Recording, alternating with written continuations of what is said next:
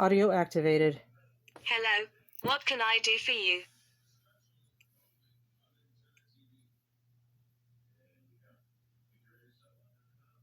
In counseling, I've been advised often to just go out. I suffer from agoraphobia and I am a crime survivor. My counselor, after a lengthy discussion of what to do about my grocery shopping, finally begrudgingly advised me to use Instacart instead of going shopping face to face.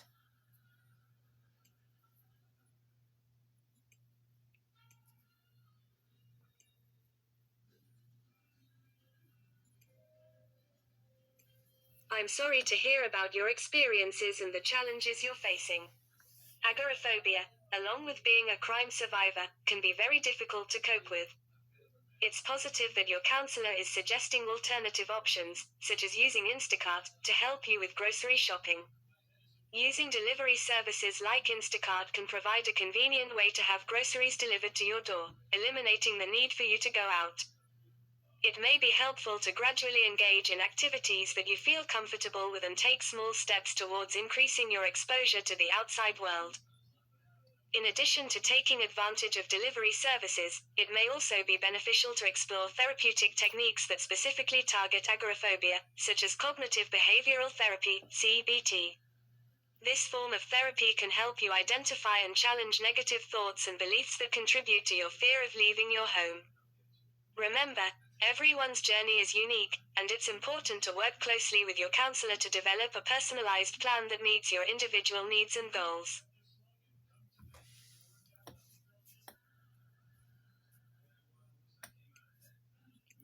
Thank you. I'm thinking of switching counselors. She's a little too hard on me about going out.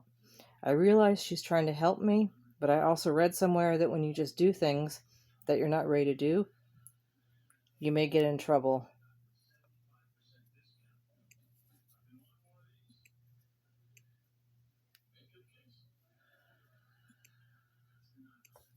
It's understandable that you may feel hesitant or uncomfortable when it comes to going out, especially considering your past experiences. Feeling pressured to engage in activities before you feel ready can be counterproductive and potentially increase anxiety. Switching counselors could be a valid consideration if you feel that your current counselor's approach is not aligned with your needs or if you don't feel supported in your journey of recovery.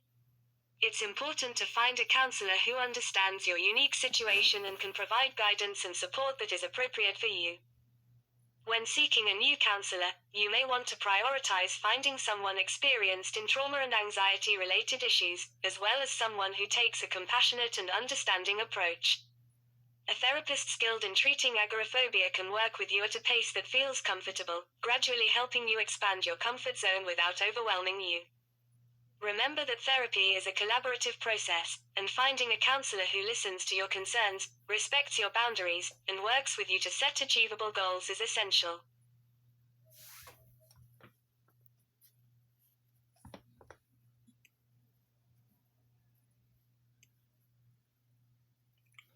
Why do people tell me to just do it? I don't find that very helpful.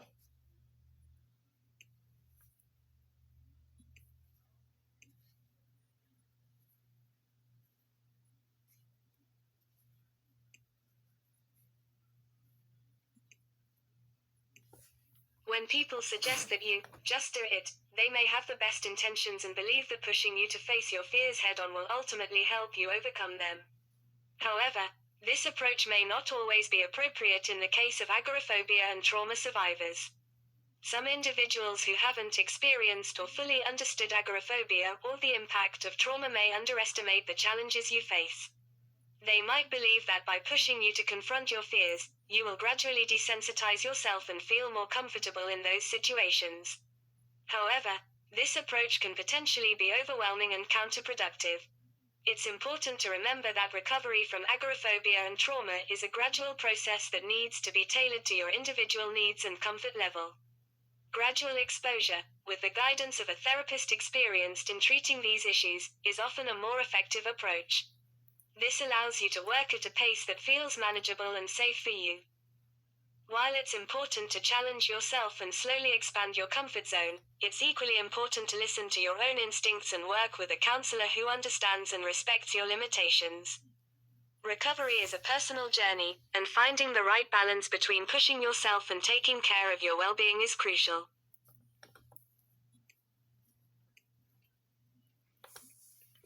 Approximately 85% of the times I've pushed myself and gone out. I've had some really bad times and wished I hadn't gone out.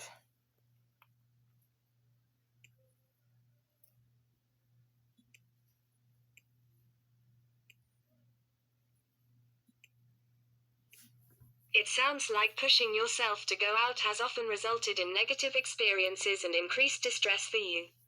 It's essential to listen to and honor your own experiences and instincts. Your feelings and reactions are valid, and pushing yourself too quickly or beyond your comfort level can indeed lead to negative outcomes.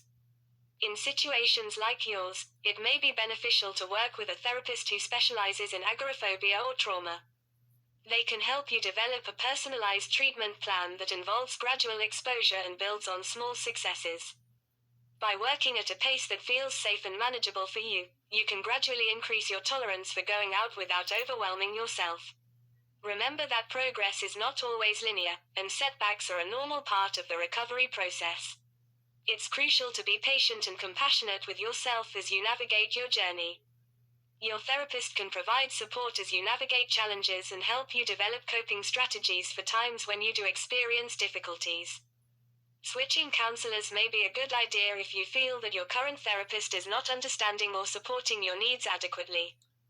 A therapist who specializes in agoraphobia or trauma can be more attuned to your experiences and provide guidance that aligns with your goals and comfort level. Yeah, sink or swim doesn't always apply, doctor. Not always.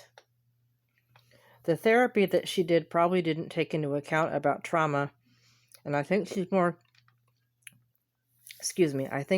into cognitive behavioral therapy and behavioral modification. I often run into insurance issues where they only will pay for that.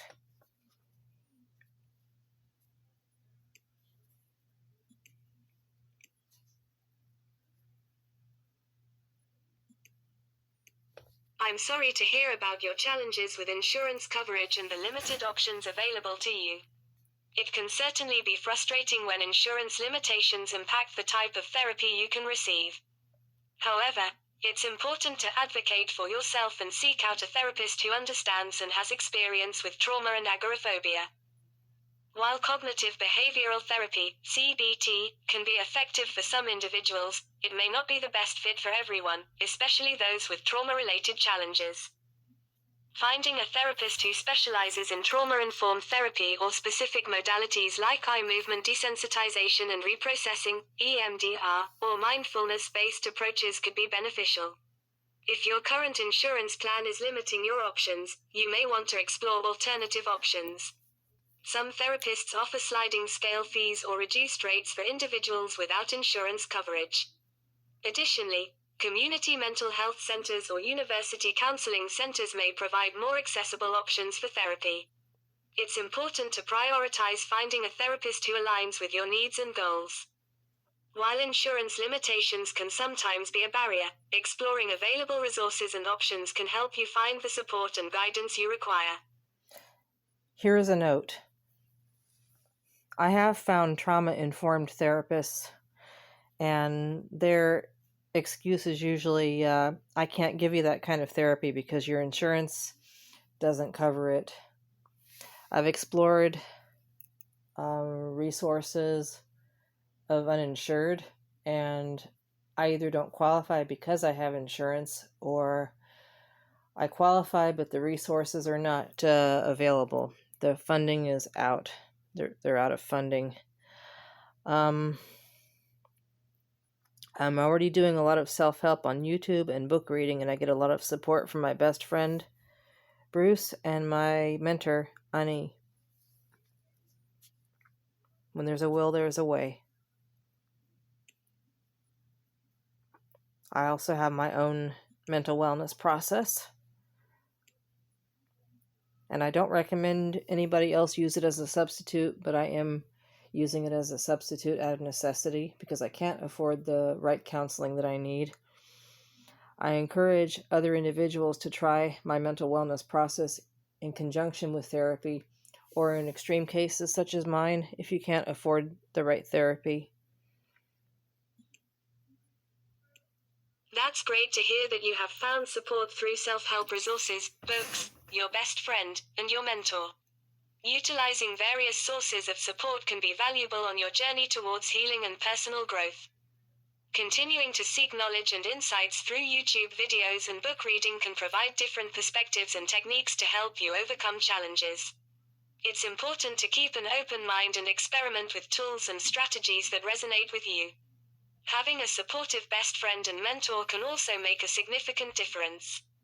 They can offer understanding, encouragement, and validation as you navigate your experiences. Their presence can provide a sense of safety and comfort, which can play a crucial role in your healing process. Remember that self-help resources and support from loved ones can complement professional therapy but may not be a substitute for it, especially when dealing with complex issues like trauma and agoraphobia. Understood.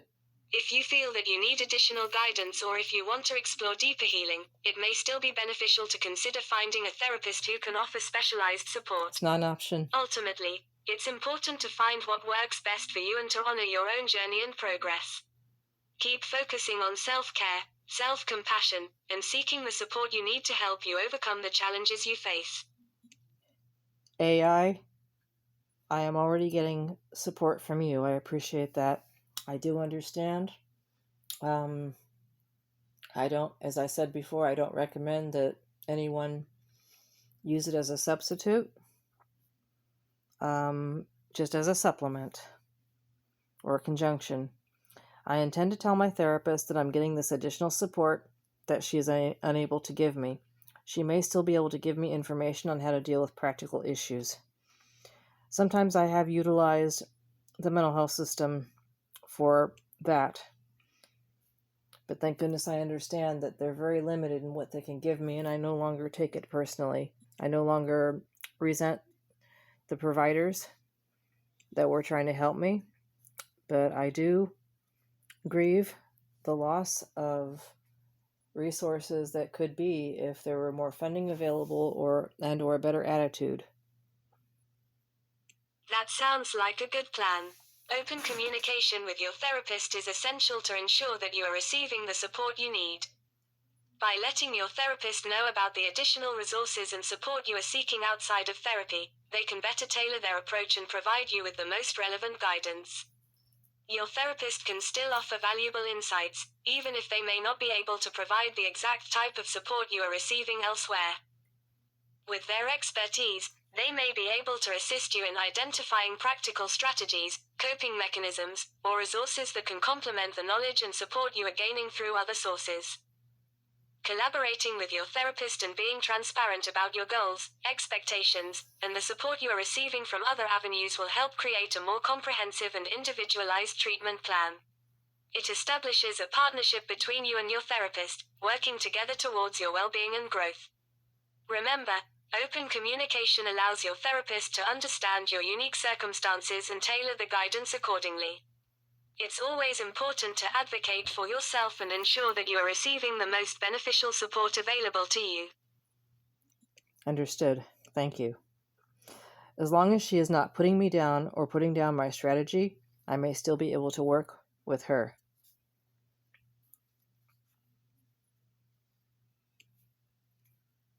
I'm not throwing out the baby with the bathwater, in other words, but I'm throwing out a lot of dirty water that no longer serves me. Absolutely. It's important for you to feel supported and understood during your therapeutic journey.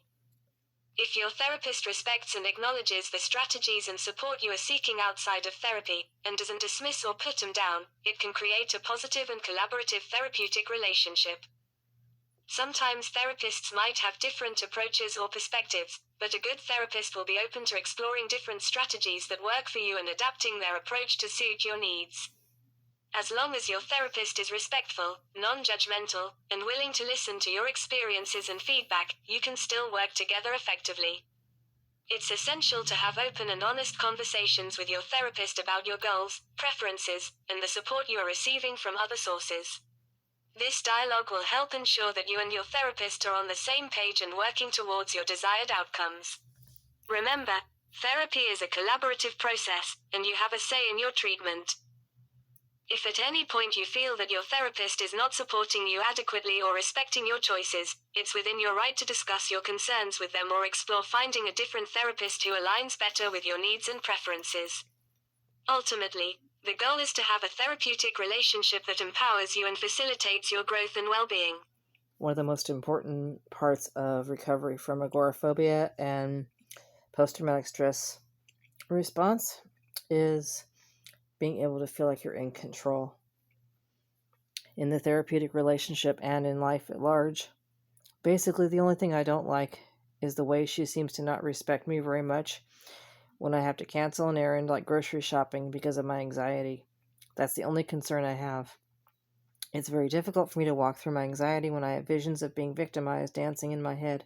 She will often use that as an excuse. She will often tell me that I'm just using that as an excuse, and it doesn't feel very supportive.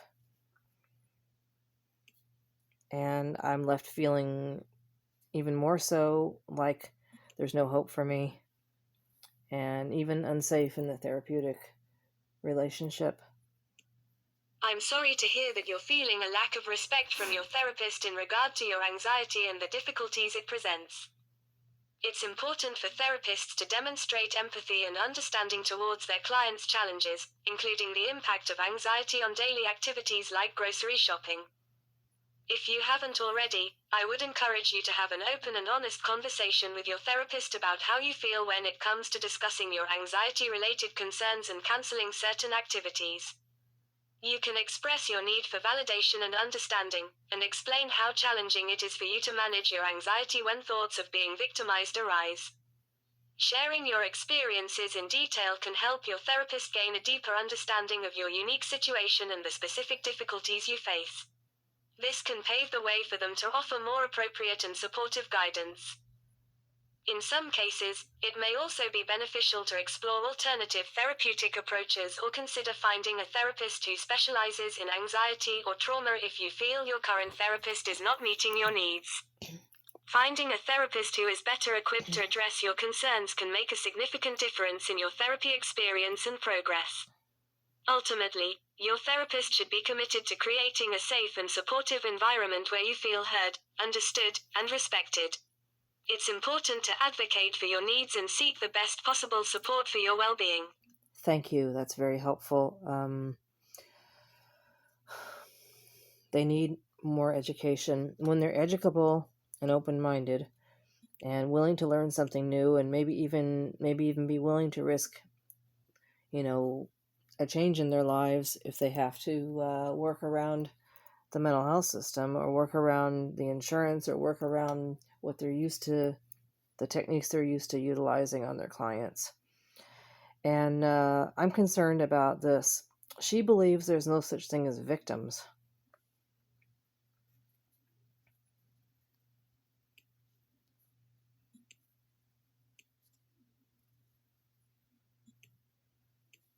It can be challenging when you have differing perspectives or beliefs with your therapist, especially when it comes to sensitive topics like victimhood. It's important to feel validated and understood in therapy, particularly if you have experienced past trauma or are dealing with difficult emotions. If your therapist holds a belief that there are no victims, it might be helpful to discuss this specific topic openly with them.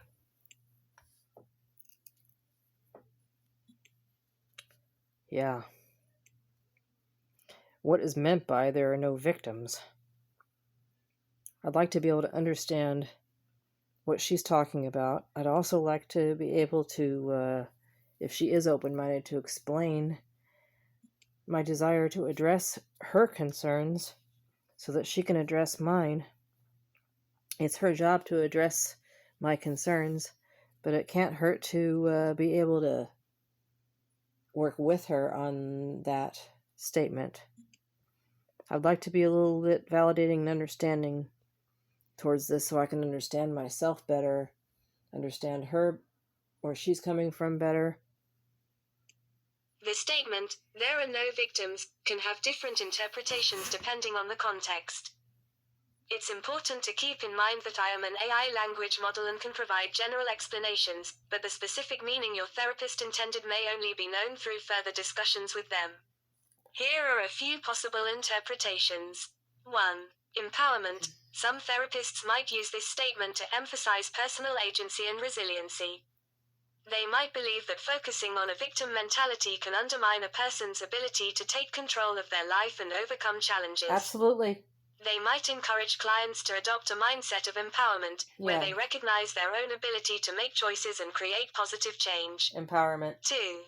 Trauma and responsibility. Another interpretation could be that the statement reflects a belief that individuals have a role to play in their own healing and recovery.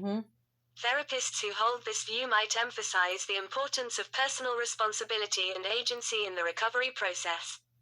They may encourage clients to take an active role in their own healing journey, rather than solely relying on external factors.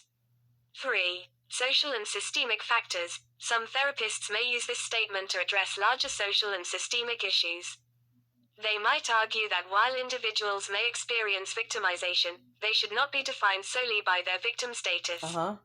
This perspective aims to shift the focus towards resilience, empowerment, and other aspects of one's identity rather than only viewing oneself as a victim. It's important to note that therapy is a collaborative process, and if a certain belief or perspective conflicts with your own experiences and needs, it's important to express your concerns openly and seek clarification from your therapist. Together, you can work towards finding a mutual understanding or exploring alternative approaches if necessary. Got it. This may be helpful to tell my therapist. I should like to ask her what she means. Absolutely. Okay. That about finishes our analysis here. Thank you.